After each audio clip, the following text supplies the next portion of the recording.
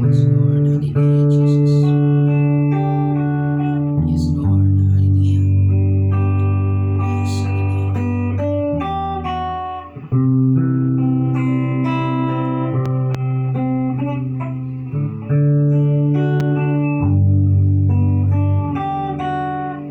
Yes.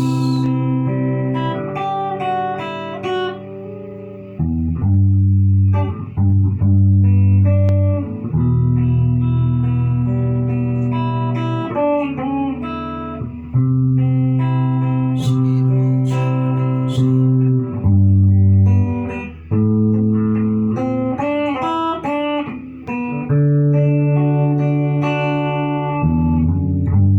above all power,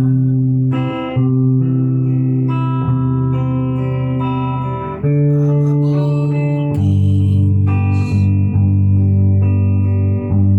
above all natures, and all created things, above all wisdom and all the ways of man.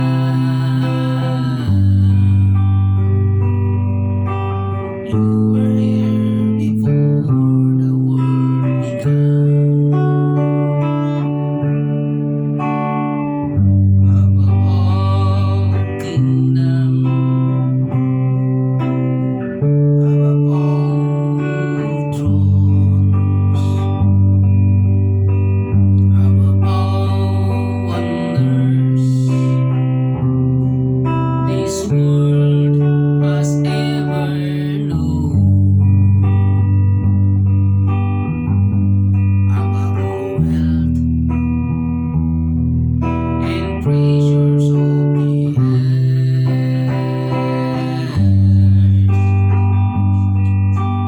There's no way to measure what you're worth. Crucified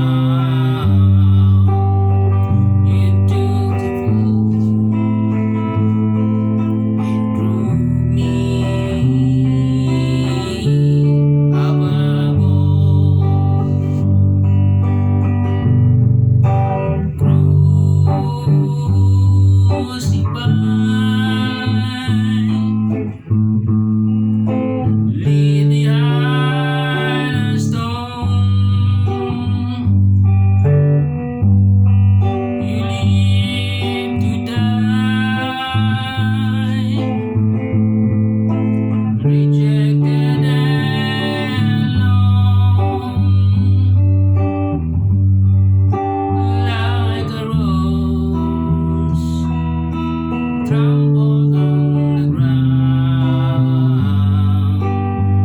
You took the gold, you threw me above all, like a rose trampled on the ground. You took the gold, threw me above all. Yes, Lord, hallelujah. Jesus. Thank you, Lord God, hallelujah. Dakilang Diyos, nagpapasalamat kami sa hapong ito na kung saan muli ay nagkatipon kami sa iyong harapan, Panginoon, upang mag-aaral ng iyong salita. Loobin mo, Diyos, na ang lahat ng abuti ng tinig na ito ay magkaroon sila ng matiwasay na pamumuhay at mapayapa, Panginoon, na kung saan walang ibang naitataas sa kanilang buhay kundi ang iyong dakilang pangalan. Napaparangalan ka sa bawat araw ng kanilang pamumuhay. Hayaan mo, Diyos, na sa hapong ito na kung saan ay muli lumalapit kami sa iyo upang hilingin, Panginoon, ang iyong banal na proteksyon sa bawat isa. Muli, O Diyos, sa ilang namin nais na ilagak ang aming lubusang pagtitiwala na kung saan, Panginoon, sa panahong ito na aming hinaharap ay mayroon kang napakagandang plano pagkatapos ng mga bagay na ito na kung saan kami ay mabibigyan mo ng napakalaking pag-asa na kung saan kami, Panginoon, ay magagalak sa aming mga puso at magkaroon kami, Panginoon, ng malawak na kaalaman tungkol sa iyong banal na plano sa aming mga buhay. Loobin mo, Diyos, na patuloy kami na makapagbalik ng pinakamataas na papuri, pagsamba at pasasalamat sa dakilang pangalan ni Jesus. Amen. Hallelujah.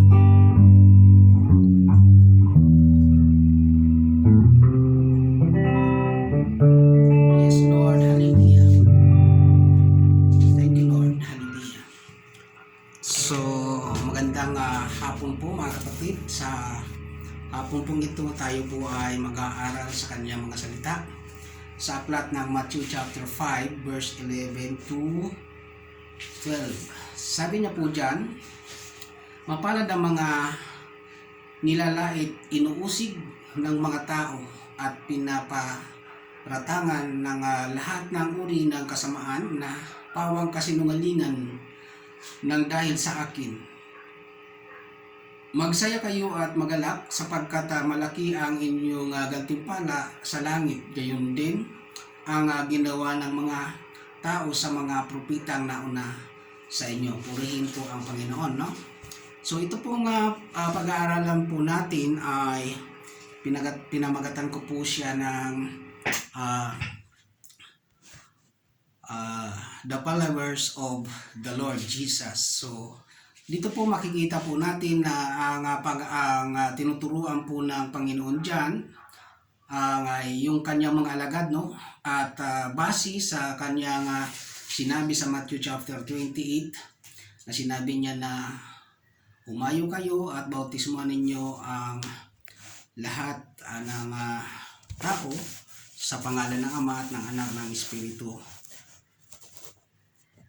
At turuan ninyo sila sumunod sa lahat ng ipinag-uutos ko sa inyo. So dito po makikita po natin na kung saan po ay sinasabi dyan na mapalad ang mga nilalait, inuusig ng mga tao at pinaparatangan ng lahat ng uri ng masama na pawang kasinungalingan na sapagkat sabi niya dyan ng dahil sa kanya. No, ito po yung bagay na kung saan ay dinaranas din po ng mga lingkod ng Panginoon na kung saan ay sa lahat ng pinupuntahan namin mga lugar na kung minsan ay hindi na nga namin alam kung naniniwala ba sila sa salita ng Diyos o hindi. But ang sa amin, kagaya ko, sa akin ay ang mahalaga na ipahayag ang salita ng Diyos sa kanila, no?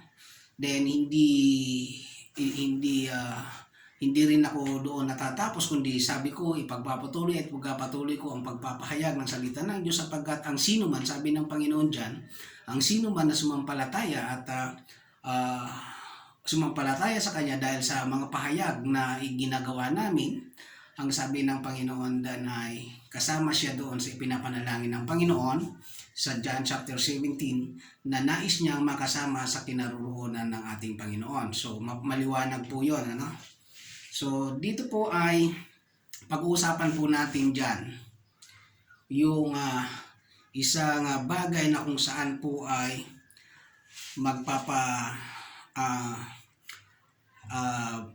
magpapaunawa o magpapaalala sa atin, kasi po ang subtitle po natin ay Remember that the Lord Jesus chose us from this word. So dito po natin makikita na kung saan tinawag tayo ng Diyos. Amen. Ang Diyos ang tumawag sa atin sa pamamagitan ng ating Panginoong Jesucristo mula dito sa sanlibutan, no? O sa mundong ito, upang ang layunin niya ay sabi niya diyan ay ipangaral ang mabuting balita, sabi po ng Matthew chapter 28.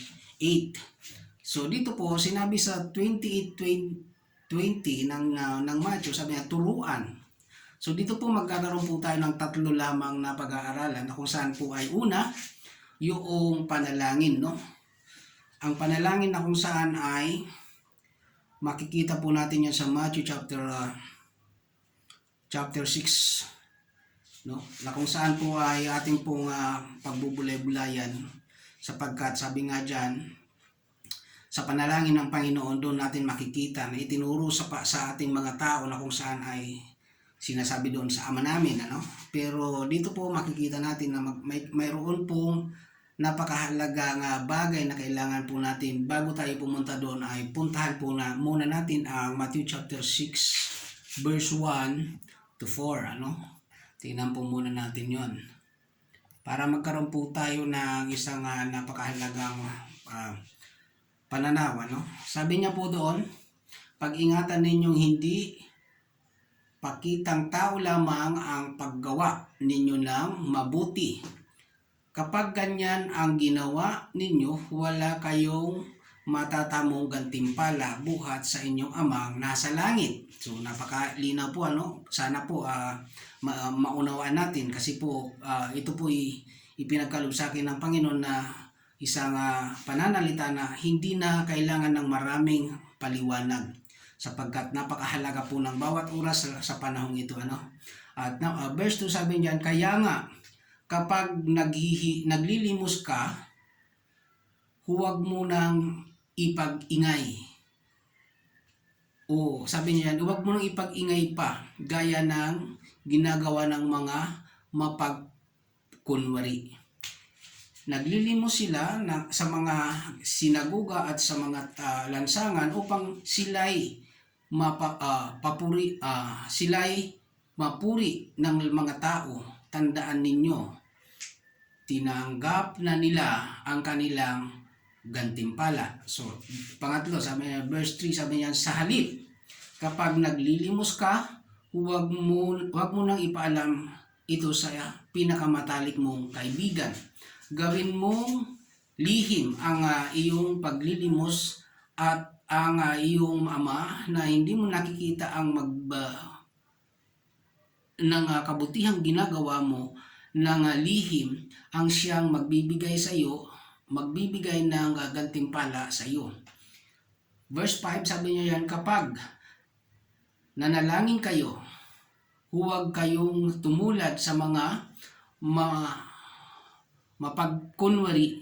Mahilig sila manalangin nakatayo sa mga lansangan at sa mga kanto upang makita ng mga tao. Tandaan ninyo, tinanggap na nila ang kanilang gantimpala. Last verse 6, sabi niya dyan, ngunit kapag nanalangin kayo, pumasok kayo sa inyong silid at isara mo ang pinto sa manalangin sa iyong ama na hindi mo nakikita, at ang iyong ama na nakakikita ng ginagawa mo sa lihim ang saksiyang magbibigay sa iyo ng gantimpala. Purihin ang Panginoon. So, ito po makikita natin, puntahan po natin yung number 1 natin na pag-aaralan, yung panalangin. So, sa panalangin po, makikita po natin yan dun sa karugtong nito sa chapter 6 ng Matthew chapter 12 hanggang 15. Makikita po natin dyan na kung saan ipinaunawa ng Panginoon sa kanyang pagtuturo sa panalangin sa mga alagad niya at maging po sa atin, i-assume po natin sa ating sarili, nakabahagi po tayo sa tinuturuan ng Panginoon dito, na kung saan ay sinabi po doon ng Panginoon, sabi niya dyan, at patawarin mo kami sa aming mga kasalanan tulad ng pagpatawad namin sa mga nagkasala sa amin. So, bibigyan po natin ng kaunting paliwanag. Sabi niya dyan, patawarin mo kami katulad ng pagpapatawad namin sa mga nagkasala sa amin. So, papansinin po natin dyan na kung ano ang ginawa natin sa iba, sa ating mga kapatid, yun din ang gusto nating gawin ng Diyos para sa atin. But, sabi niya dyan, itinuro yan ng Panginoon sapagkat yun talaga ang paraan kung paano tayo ay gustong mapatawad sa ating mga nagawang mga kasalanan, ganun din ang gawin natin sa ating kapwa. So, makikita po natin dyan. 13, sabi niya dyan, at huwag mo kaming hayaang matukso, kundi iligtas mo kami sa masama. So makikita po natin dyan na marami sa mundong ito, marami pong mga bagay na kung saan ay kung papansinin po natin, napakagaganda sa ating paningin, pananaw, at sa ating pong pamumuhay, lubhabagang napakakailangan kung titingnan. Ngunit kung pinanghahawakan natin ang salita ng Diyos, ay dapat po tayong hindi matukso sa anumang bagay na yan, kundi para mailayo po tayo sa masama. So, 14, sabi niya dyan, sapagkat kung pinapatawad ninyo ang mga nagkasala sa inyo, patatawarin din kayo ng inyong amang nasa langit. So, nakita po natin yung nasa verse 12, no? Na inulit niya doon sa 14, na kung saan ito yung kahulugan nun. Patawarin mo kami sa aming mga kasalanan tulad ng pagpatawad namin sa mga nagkasala sa amin. So, in return, sabi na binuo ng Panginoon dito sa chapter 14, sapagkat kung pinapatawad ninyo ang mga nagkasala sa inyo, patatawarin din kayo ng inyong amang nasa langit.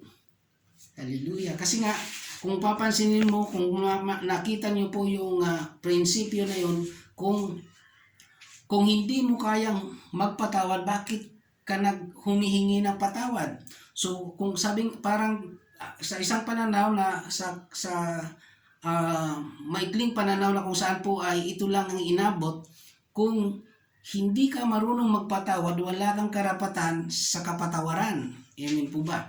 So yun po yung maskip na pag-iisip ko po ay yun po ang inabot ng aking kaisipan, na kung saan po ay na kung hindi ka marunong magpatawad, wala kang karapatan na patawarin. So dito po sa verse 14 ng chapter 6 po yan nakikita. Kaya sa chapter 15 sinabi niya, ngunit kung hindi ninyo pinapatawad ang isa o iba, hindi rin naman patatawarin ng inyong ama ang inyong mga kasalanan. So napakaganda po yan.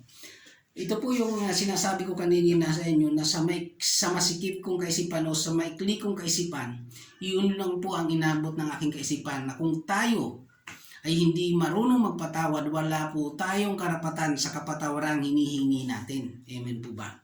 So dito po ay mayroon pong napakahalagang dapat tayo makita sa unang pag-aaral natin sa pamamagitan ng panalangin. Sa panalangin po yan, una sa prayer. Dapat sa prayer po natin, minsan nga po, kung papansinin niyo sa panalangin natin, inuutosan natin ang ating Panginoon. Hallelujah. Praise the Lord. Nauutosan ng Panginoon sa pamamagitan ng panalangin. Kaya nga kung papansinin po natin, ano ba yung sinasabi natin sa ating Panginoon, Lord, gawin mo ito para sa akin. Inuutosan mo ang Panginoon. Hallelujah. Praise the Lord. So, yan po, isang bagay, sa number one po, hindi po tayo magpapakatagal sa paliwanag dyan kasi nga po, mahalaga ang bawat oras. Marami pa po tayong gagawin, marami pa tayong susunod na gawain, na kung kailangan po ay kung maaari lang, every time, every day, na kailangan sa ating buhay, mayroon po tayong gawin para sa Panginoon. Amen po. So, pangalawa, sabi niyo dyan, be concerned. Hallelujah. Be concerned above everything else with the kingdom of God. Ano po yung kailangan nating maging ano doon? Maging concerned po tayo. So, ano po yung kailangan nating makita na pagiging concern natin? Sa verse 33 ng Matthew, sabi niya po doon, sabi niya dyan ay, higit sa lahat ay pagsikapan ninyo na kayo'y pagharian ng Diyos at mamuhay. Yun po yung concern doon. At mamuhay ng ayon sa kanyang kalooban. Yung concern po dapat natin ay namumuhay tayo ayon lang sa kalooban ng Diyos. Hallelujah. So, kasi po bakit po ano naman yata noon, Pastor? Titingnan natin. Kasi nga sabi niya dyan, be concerned about everything else with the kingdom of God. Kung pipapansinin natin, sino ba ang mahalaga? Yung kingdom o yung king? Kung walang king, walang kingdom. No? Pastor, paano kung may kingdom, walang king?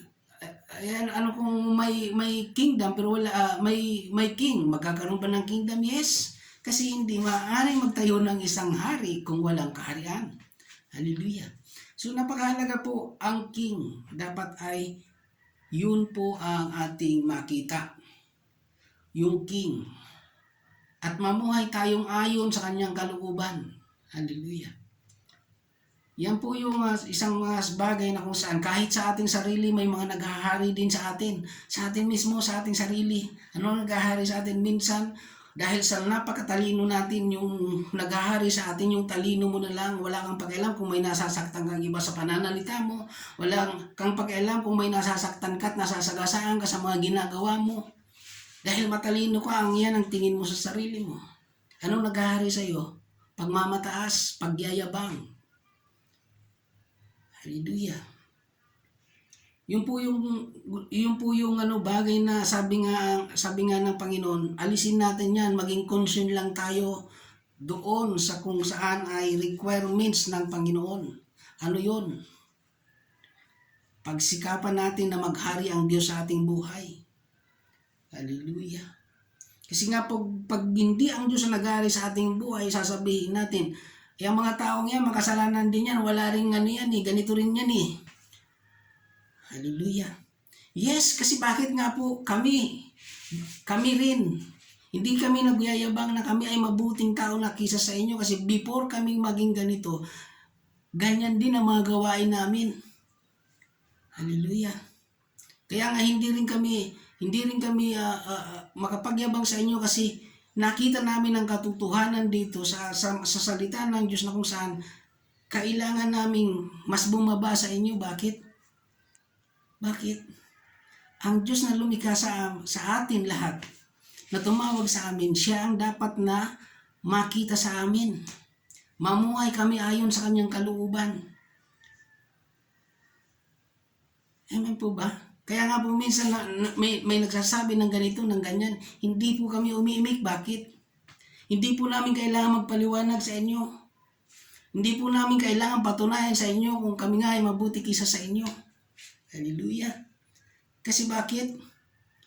Ang Diyos ang nakakakita ng lihim nating mga ginagawa. Praise the Lord. Doon po tayo maging concerned kung ang paghahari ng Diyos sa ating buhay ay nag-work. o hindi. Amen. So, napakahalaga po yan na ma-check natin mismo ang ating sarili. Baka naman, hindi naghahari ang Diyos sa iyong sarili. Masayang lang ang panahon, masayang lang ang oras na ikaw ay nagpupunta sa kung saan saan at nangangaral. Hallelujah. As a follower of the Lord, dapat ang Diyos ang naghahari sa atin. Amen po ba? Kaya nga po, sa pamagat pa lang natin, sabi niya, remember, no? Remember that the Lord Jesus chose us from this world. Bakit? Bakit niya tayo pinili mula dito sa mundong ito para gamitin? Para gamitin, no? Hindi niya sinabing upang magpaliwanag kayo sa mga taong nanlalait sa inyo, nagsasalita sa inyo ng kung ano-ano. Okay, kung yan ang paningin mo yan ang paningin nila sa atin, ay wala tayong magagawa. Basta ang tungkulin ginagawa natin ay nagmumula sa kalooban ng Diyos at namumuhay tayo ayon sa kanyang kalooban. Amen po ba? At ano sinabi dyan? At ibibigay niya sa inyo ang lahat ng inyong pangangailangan. Ipagpapalit mo ba? Ang tanong dyan, ipagpapalit mo ba yung mga kaloob na nagmula sa Diyos na ating mga pangangailangan? Hallelujah. So, praise the Lord. Doon po, makikita po natin. Kaya nga sabi niya, remember that the Lord, Jesus, He chose us. Pinili tayo ng Diyos. Pinili tayo ng Panginoon. Para ano? Para ipakita, ipahayag.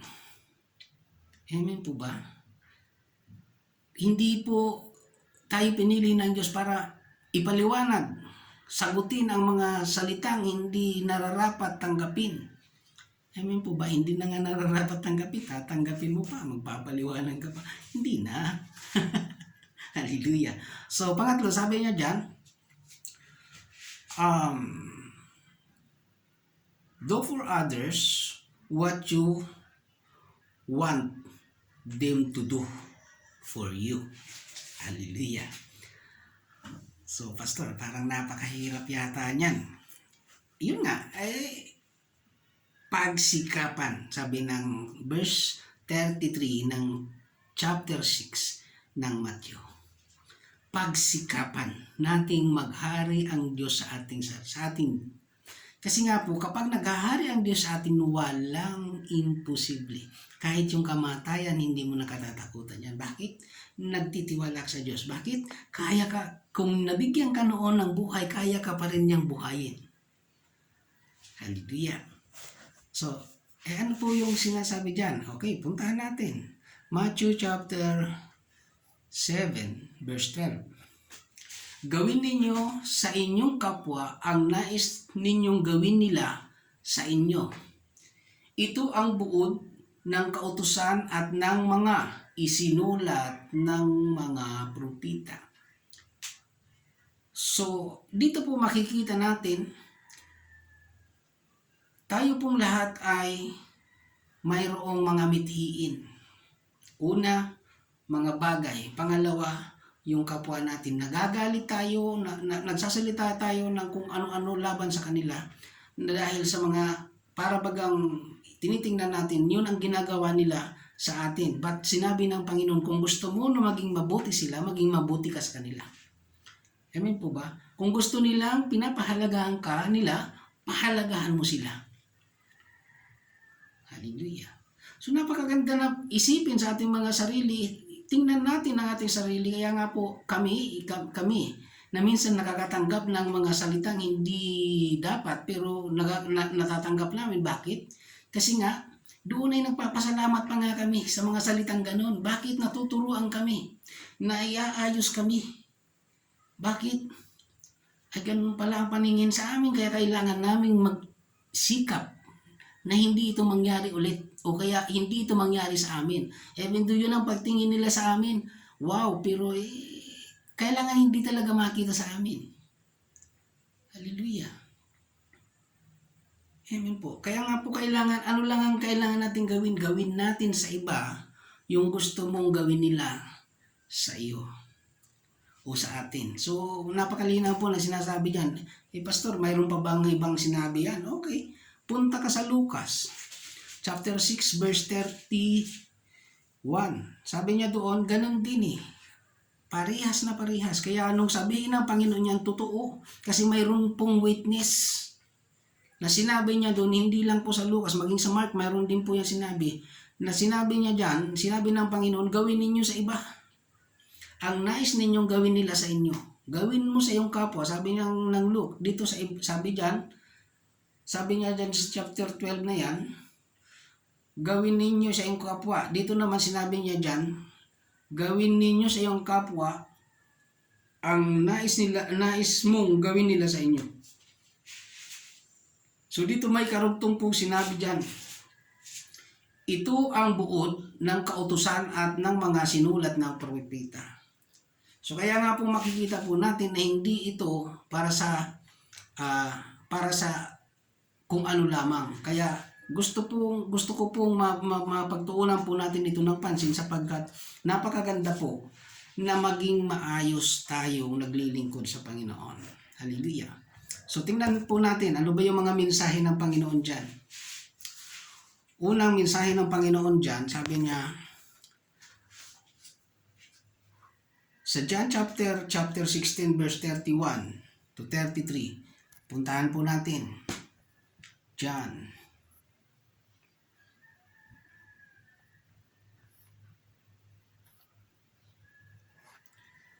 chapter 16 verse 31, sabi niya po doon,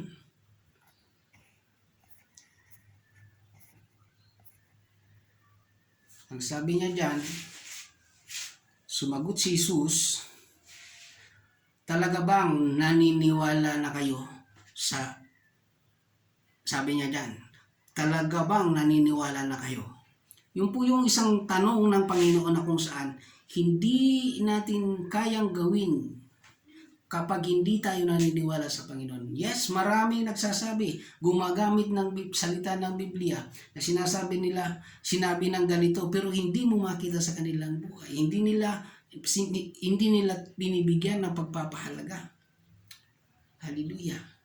Kaya nga ang tanong ng Panginoon, talaga bang naniniwala na kayo? 32 sabi niya, darating ang oras na ngayon na nga,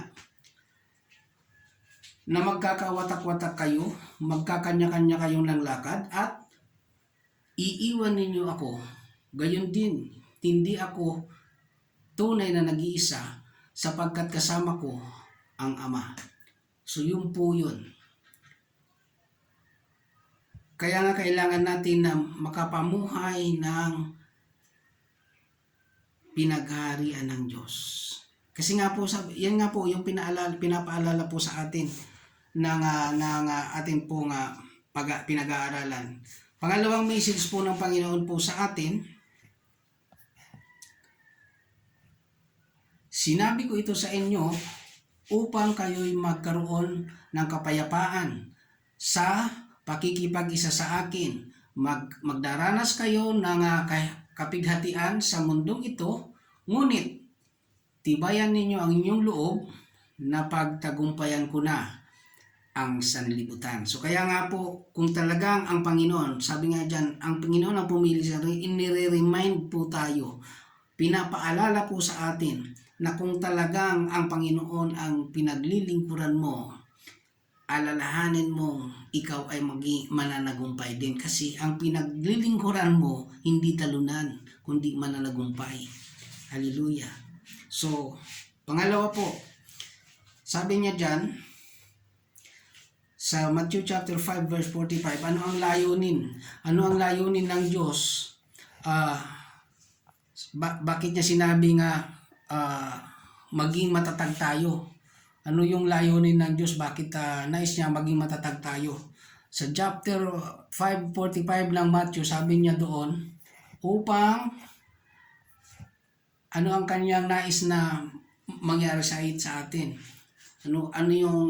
Ano yung karugtong nung sinasabi diyan ng John na kung saan ay magpakatatag po tayo. Sabi niya dyan sa 45 ng chapter 5 Matthew, upang kayo'y maging tunay na mga anak. Yan o. Ng inyong amang nasa langit, sapagkat pinasisikat na niya ang araw sa masama at mabuti. At nagpapaulan siya sa matuwid at sa mga hindi matuwid. Kaya nga po, kung papansinin po natin, wala tayong karapatan sabihin sa kanila na sila nga ay masama, kundi ang maaaring magkaiba tayo sa pananaw at maaaring magkaiba tayo sa paningin sa kanila. Subalit, pansinin po natin ang sinasabi ng Diyos na kung saan sinabi ng Matthew chapter 6:33 na pagsikapan natin ang Diyos ang maghari sa atin. Sinabi niya dyan, no? Wala, kung itutuwid lang natin ng ating kaisipan, wala tayong karapatan husgahan ang bawat isa kasi wala tayong alam paano siya nabuhay, paano siya ginawa, paano siya binigyan ng magandang o hindi man magandang hinaharap sa kanyang buhay sa kasalukuyan. Ngunit mayroon pong plano ang Diyos dyan. Kaya nga po dito, kailangan po nating matutong ibaba ang ating sarili upang matanggap po natin yan. So, ano pa? Sabi niya 48. Tingnan nyo yung 48 ng chapter 5. Kaya maging ganap kayo. Hallelujah. Ang tingin po ng Diyos sa mga hindi nagpapahalaga sa kalooban ng Diyos, hindi sila ganap.